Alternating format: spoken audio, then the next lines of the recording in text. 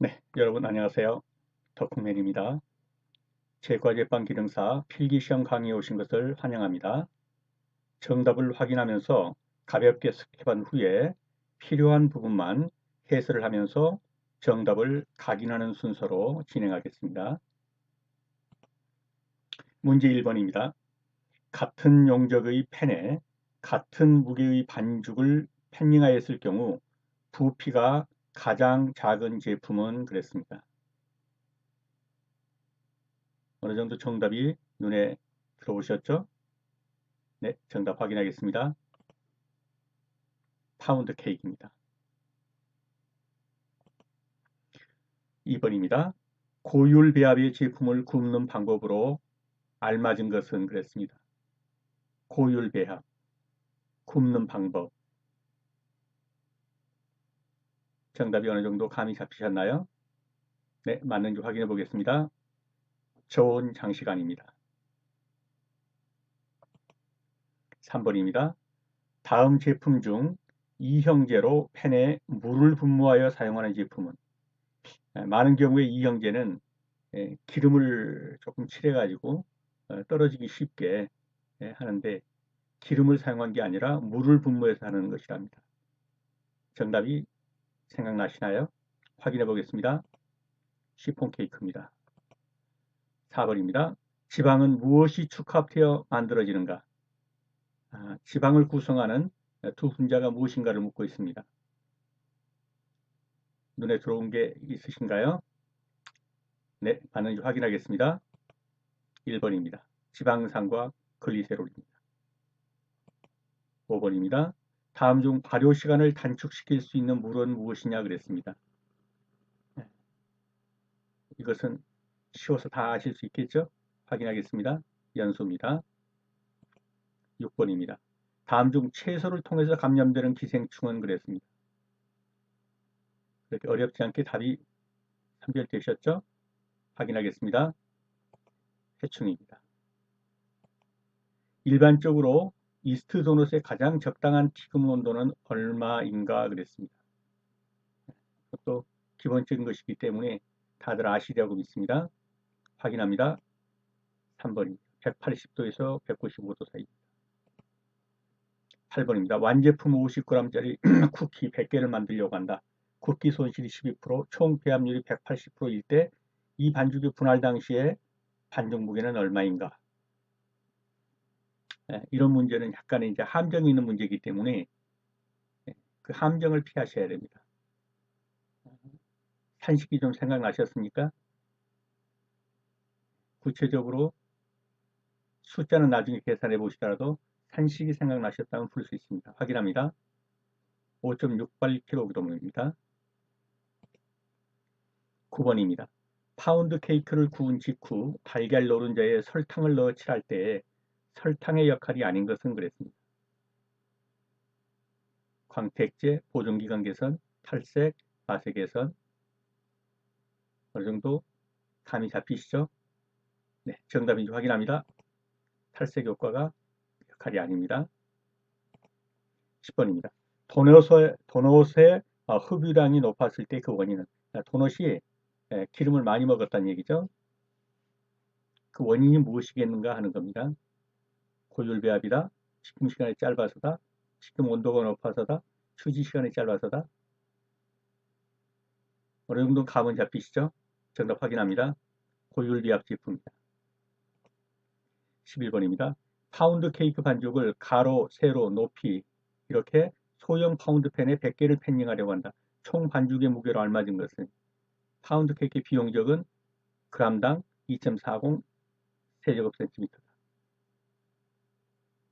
아시는 분들은 아주 쉽게 암산으로 내릴 수 있는 문제인데요. 산식이 좀 감이 잡히셨나요? 네, 확인합니다. 12.5kg입니다. 12번입니다. 캐러멜화를 일으키는 것은 무엇이냐 그랬습니다. 아주 쉽게 눈에 들어온다고 생각되는데요. 눈에 들어오셨죠? 네, 확인합니다. 당류입니다. 다음 단팥빵 영양포를 참고해서 단팥빵 200g의 열량을 구하면 얼마인가 그랬습니다. 보면 어려울 것 같고 하지만 굉장히 단순한 문제입니다. 그냥 암산으로도 낼 수 있는 아주 쉬운 문제인데요. 알면 쉽죠. 어떻게 구한다는 게 제가 보이셨습니까? 확인합니다. 네, 380kg인데요. 좀 이따가 한번 풀어보죠. 무기질의 기능이 아닌 것은 몸의 경조직 구성 성분, 열량 내는 열량 공급원, 효소의 기능 촉진, 세포의 삼투압 평형 유지. 답이 눈에 들어오셨죠? 확인합니다. 열량 공급원은 아니죠. 15번입니다.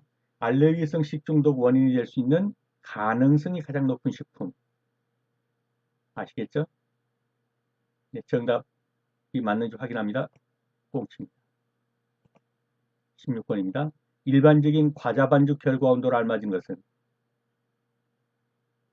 그냥 정답이 보이셨죠? 확인합니다. 22도에서 24도입니다. 장염 비브리균에 의한 식중독의 유형은 어떤 것인가 그랬습니다. 이제는 제가 이거 한두 번 다뤘기 때문에 눈에 들어왔다고 믿는데요. 확인합니다. 감염형입니다.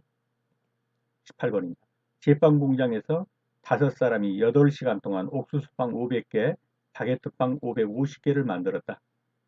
개당 제품의 노무비는 얼마냐? 시간당 노무비는 4,000원이다.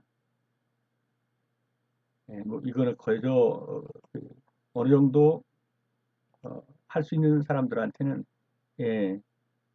그냥 점수 주려고 네 문제에 불과합니다.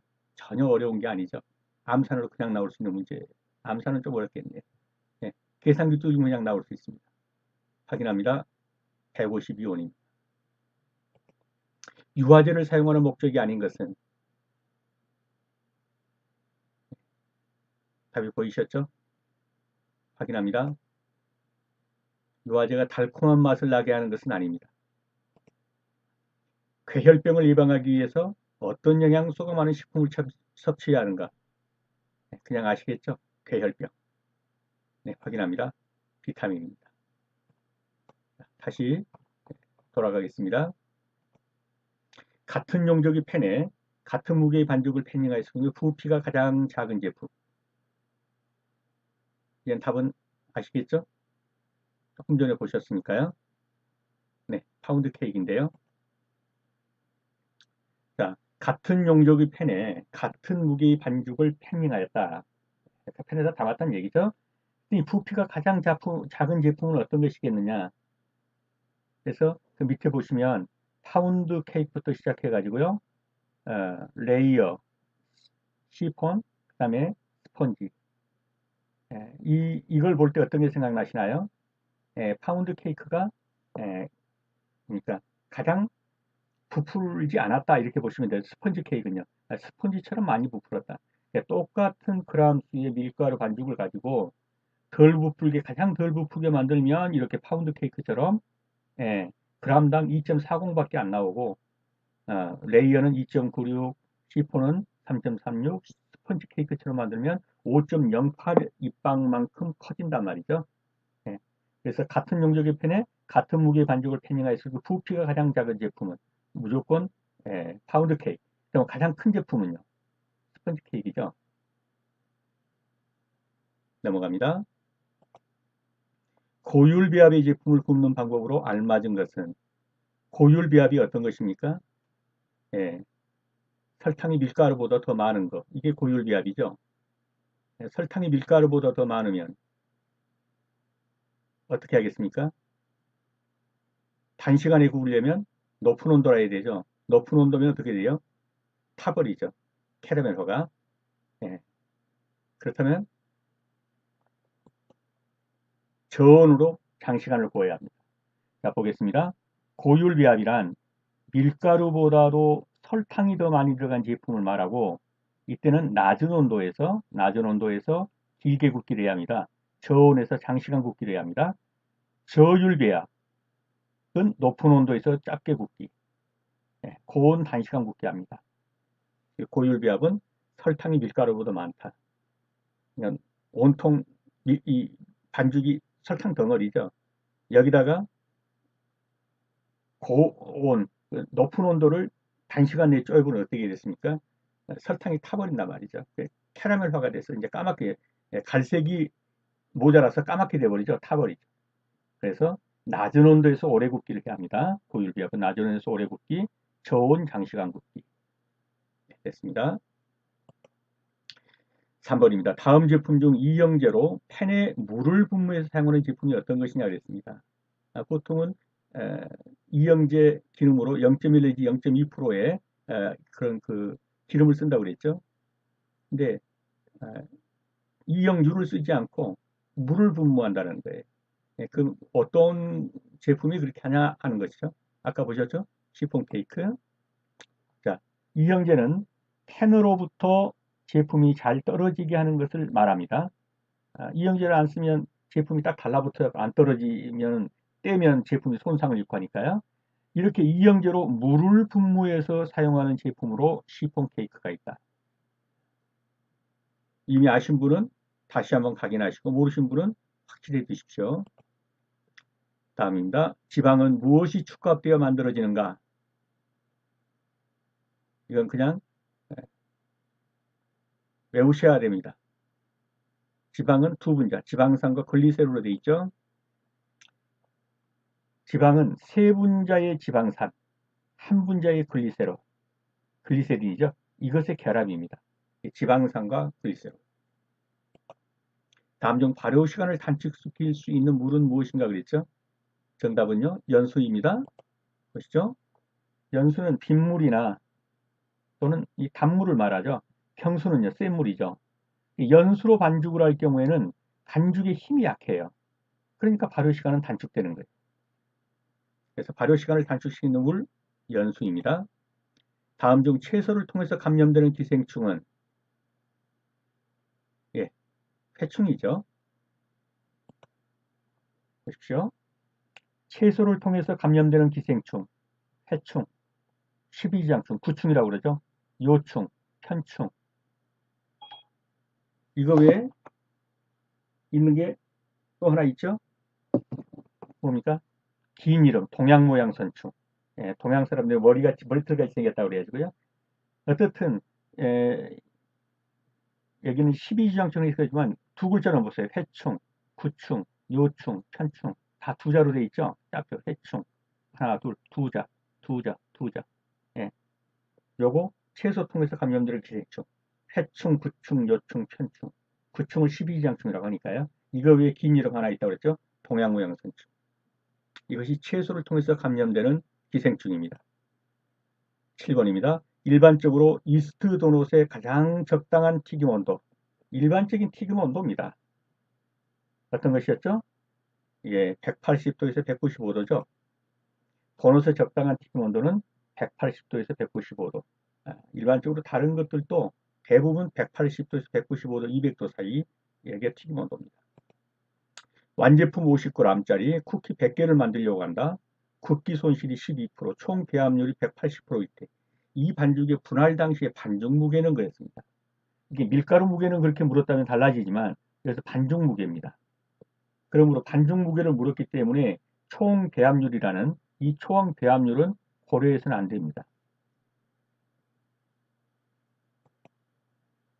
자, 50g짜리 쿠키 100개를 만들려고 한다. 50g 곱하기 100이죠. 그러면 쿠키가 총 얼마가 되겠습니까? 5,000g이 되겠죠? 5kg. 그런데 손실이 12%니까 1-0.12 손실률을 해준 걸로 나눠줘야죠. 그러면 약 5.68kg을 의 반죽이 필요한 거예요. 5.68kg. 5.68kg 여기 나와 있네요. 예. 이렇게 계산하는 게 손실률을 뺀 것으로 나눠주는 것이죠. 예, 이거는 확실히 두셔야 돼요. 예. 5,000, 5,000g, 즉 5kg를, 이게 5kg잖아요. 50g짜리 100개니까, 여기 계산하면 5kg이란 말이에요. 이 5kg을 만들려고 하는데 손실률이 12%니까 12%의 손실률을 계산하고 이게 나와줘야 돼요. 그래서 1-0.12로 계산을 나눠주게 되면 애초에 5.68kg를 가지고 시작을 해야 한단 말이에요. 5.68kg를 가지고 시작하면 굽기 손실에서 12%가 나가 떨어지면 5kg이 남는 거예요. 계산시키면 그렇게 되죠.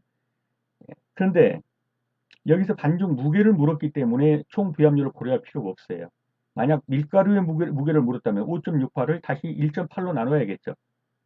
왜냐하면 밀가루를 기준으로 1.8배로 지금 반죽이 불어났잖아요. 그러니까 1.8로 나눠주면 되는데 여기서는 밀가루의 무게가 아니라 반죽 무게를 물었기 때문에 총 배합률은 고려할 필요가 없다. 네, 넘어가겠습니다. 9번입니다. 파운드 케이크를 구운 직후 달걀 노른자에 설탕을 넣어 칠할 때 설탕의 역할이 아닌 거 그랬습니다. 자, 설탕을 넣으면 어떻습니까? 광택이 나죠. 보존기간 개선됩니다. 맛도 개선되죠. 탈색 효과? 설탕을 넣었다고 탈색 효과가 있나요? 설탕을 넣었더니 고온에서 160도 이상이 되면 설탕은 갈변화가 됩니다. 그거는 탈색 효과가 아니죠. 갈변화로 변하는 것이지. 그래서 9번의 답은 3번입니다. 노른자와 설탕을 혼합해서 칠하면 광택 효과가 있고 보존 기간이 연장되고 맛을 내는 기능을 한다.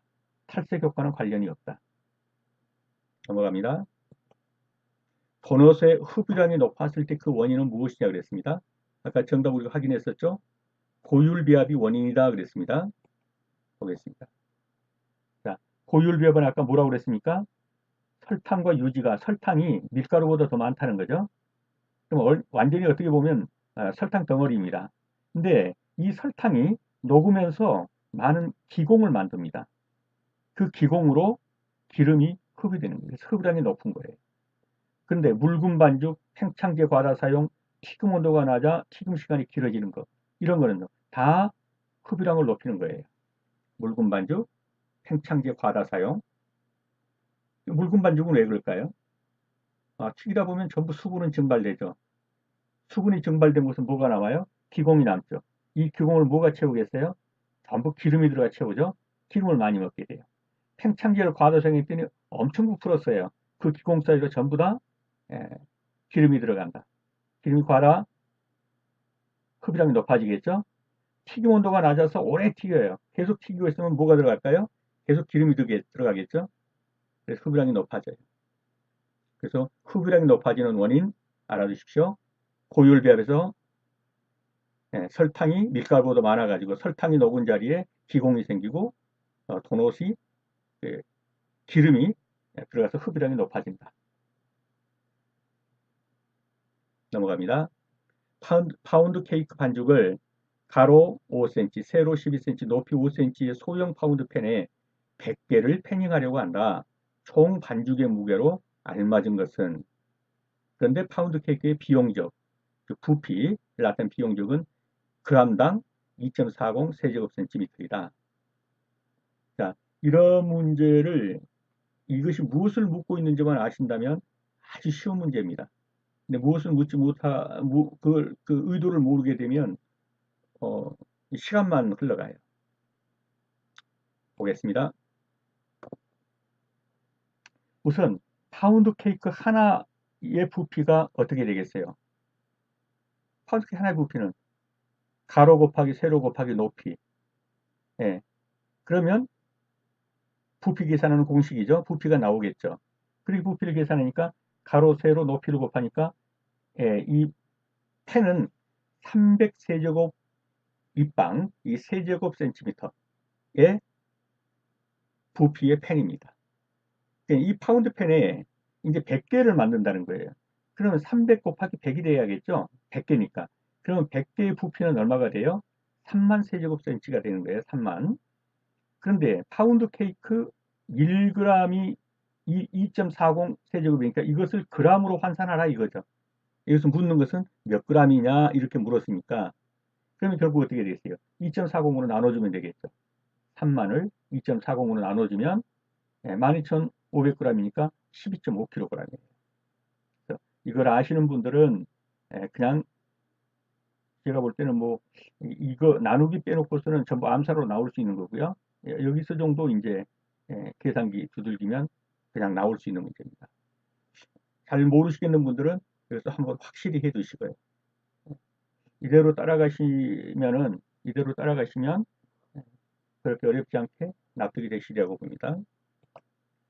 12번입니다. 캐러멜화를 일으키는 것은 무엇이냐 그랬습니다. 그냥 눈에 보이셨죠? 답은 당류죠. 당류, 설탕이 160도 이상으로 가열되면은 이 갈색으로 되면서 캐러멜화 반응을 일으키는 거예요. 예, 그래서 색상이 먹음직스러운 그런 색상으로 노릿하면서 갈색으로 변하죠.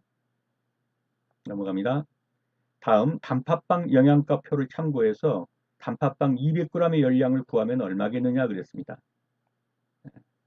이런 문제를 볼 때 우선 알아두셔야 될 건 뭡니까?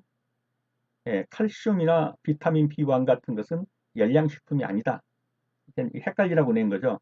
열량을 내는 것은 탄수화물, 단백질, 지방이다. 탄수화물은 g당 4kcal, 단백질도 g당 4kcal, 지방은 g당 9kcal. 예, 그것만 알면 이 문제는 그냥 풀 수 있는 것이죠. 답은 380kcal인데요. 보겠습니다. 자, 칼슘과 비타민은 열량식품이 아닙니다. 단팥빵 100g 중 영양소 함유량을 아까 뭐라고 그랬습니까? 탄수화물 20g 들어있고 단백질 5g, 지방 10g 들어있다 이렇게 얘기했어요. 그런데 묻는 것이 200g 중에는 어떻게 되냐 물었으니까 두 개 곱하면 되죠. 200g이니까 둘 곱하면 40g, 10g, 20g 이렇게 될 거예요. 그러면 이 g당 열량은 탄수화물은 g당 4kcal, 단백질도 g당 4kcal, 지방은 g당 9kcal. 그러면 어떻게 돼요? 4, 4, 16, 이것은 160kcal, 요거는 40kcal, 요거는 2, 9, 18, 180kcal, 더하면 380kcal. 자, 다시 원문제로 돌아가지고 한번 보죠. 이 문제가 나왔을 때 영양가표를 참고해 단팥빵 200g의 열량을 구하면 얼마인가 놓고 바로 자, 칼슘 지워버리시고 비타민 B1 지워버리시고 이거는 열량이 아니니까요. 그러면 결국 이 세 가지 가지고 열량 구하라는 것이죠. 근데 여기서 100g 중이래요. 근데 묻는 것은 200g을 물었어요. 그러면 이걸 200g으로 만들면 어떻게 되겠어요? 이거는 40g, 요거는 10g, 요거는 20g. 이거 열량 구하라는 거예요. 그럼 탄수화물은 곱하기 4, 단백질 곱하기 4, 지방은 곱하기 9. 이거는 g당 4kcal, g당 4kcal. 이거 지방은 g당 9kcal. 결국은 요거, 요거, 요거 더하라는 거 아니에요? 그럼 4, 4, 16. 요거는 40. 요거는 180. 그 더하면은 380kcal. 거기는 어려운 것 같지만 거의 단순식이죠. 다음입니다. 무기질의 기능이 아닌 것은 그랬습니다. 무기질. 예, 이거 어려운 문제는 아니지만 무기질이 무엇인지는 정확하게 아셔야 됩니다.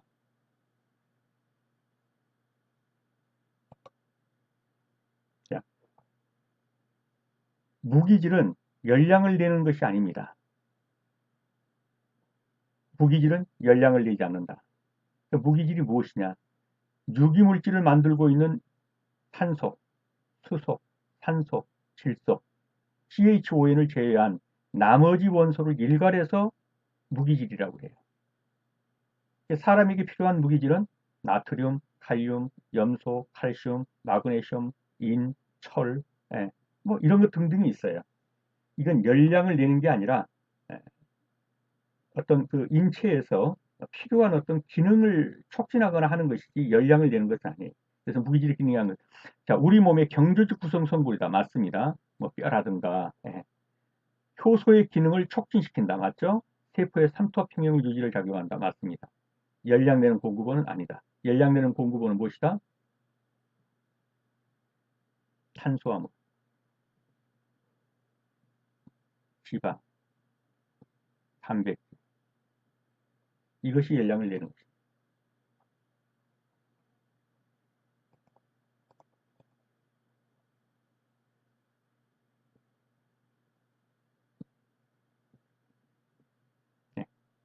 탄수화물, 지방, 단백질 이것이 열량 공급원이고 나머지 무기질은 열량 공급원이 아닙니다. 다음입니다. 알레르기성 식중독의 원인이 될 수 있는 가능성이 가장 높은 식품은, 자, 무엇이죠? 꽁치죠. 알레르기성 식중독 원인균은 이 생선이 썩을 때 나오는 것이 히스타민이에요. 이 히스타민이 이게 알레르기성의 원인균입니다. 이 원인 식품으로는 뭡니까? 붉은색 살을 가진 어류, 주로 이 바다 표면 쪽에서 사는 어류예요. 햇빛을 많이 받아가지고. 이 붉은색 살을 가진 어류인데 이건 뭡니까? 꽁치, 고등어, 참치 같은 거. 시나 또는 그 가공품. 대부분 이런 것들이 부피하면서 많이 이제 히스타민을 발생시키는데 이 히스타민이 바로 알레르기성 식중독의 원인균입니다. 그래서 꽁치나 고등어 같은 것들이 약간 부피된 걸 먹으면 알레르기 반응이 일어나게 되죠. 16번입니다. 일반적인 과자 반죽의 결과 온도로 알맞은 것은, 과자 반죽 결과 온도가 반죽에서 조금 낮은 편이죠. 몇 도입니까? 네, 22도에서 24도입니다. 일반적인 과자 결과 온도는 22도, 24도입니다. 장염 피부려균에 의한 식중독 유형은 무엇인가 그랬습니다. 장염 피부려균. 예, 답은 확실히 아시죠? 감염형이죠. 봅시다.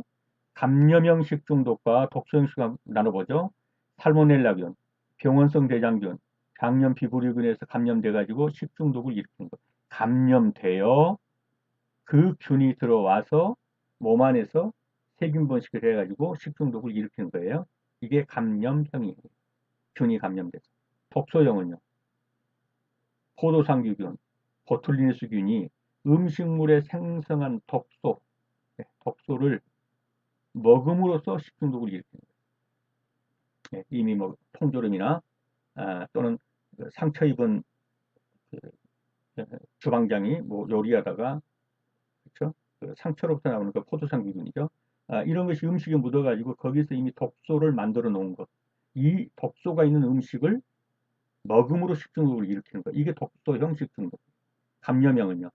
그 균이 음식을 통해 들어와서 내 몸에서 균이 다량 발생으로 번식해가지고 이것이 몸 안에서 식중독을 일으키는 것. 장염 비브리오, 살모넬라, 병원성 대장균 장염 비브리오는 감염형 식중독이다. 넘어갑니다. 제빵공장에서 5사람이 8시간 동안 옥수수빵 500개, 바게트빵 550개를 만들었다. 개당 제품의 노무비는 얼마이냐? 단 시간당 노무비는 4,000원이다. 이 문제는 썩 좋은 문제는 아니에요. 왜냐하면 8시간 동안 옥수수빵 500개, 바게트빵 550개를 만들었는데 이걸 산수 평균을 낸다는 건 가중 평균이 없기 때문에 근데 그냥 일반적으로 좀 무식하게 푸는 방법으로 그냥 풀어야 돼요. 깊이 생각해 보시면 안 돼요. 보겠습니다. 자, 일단 제빵국에서 5사람입니다. 8시간 동안 옥수수빵 500개와 바게트빵 550개를 만들었대요. 근데 시간당 농업비는 4,000원이래요. 이런 때는 간단하게 생각해서 그러면 총 인건비가 얼마지? 이렇게 계산하셔야 돼요. 자, 시간당 4,000원을 주는데 8시간이에요. 그 32,000원이죠. 한 사람에. 48에 32. 근데 그게 5명이에요. 그럼 32,000원 곱하기 5 그렇게 해야겠죠. 그래서 5명, 8시간, 4,000원 곱하면 16만 원이에요. 총 인건비 16만 원입니다. 이거를 뭘로 해요? 이거 2개 더한 것으로 나누라는 거예요. 그러면 개당이 나오겠죠. 개당 인건비, 개당 농우비, 개당 제품의 농우비. 이건 쉬운 말로 뭐예요? 한 개당 인건비 얼마야? 이 말이에요. 이렇게 나눠보면 150원 38전 나와요. 약 152원이죠. 근데 지금 500개와 550개를 단순으로 더하기 하는 것이 과연 여기에 맞느냐 이제 이 문제는 있을 수는 있어요. 근데 복잡하게 생각할 필요 없고 그냥 더해버리자. 무식하게. 왜냐하면 그게 답이라고 지금 여기서도 말하고 있고요. 그렇게 하라는 거예요. 안 그러면 못 구해 이거. 그래서 개당 전체 노무비가 인건비가 얼마야? 그렇게 계산하니까 보셨죠? 1시간에 4,000원 주는데 8시간 일했으면 한 사람이 8시간 일하면 32,000원 줘야 되잖아요. 5사람이 했더니 5를 곱하면 16만 원이에요. 네, 이거를 1050개로 나누면 해당 152원이에요. 보실 수 있겠죠? 19번입니다. 유화제를 사용하는 목적이 아닌 것. 유화제가 무엇일까요?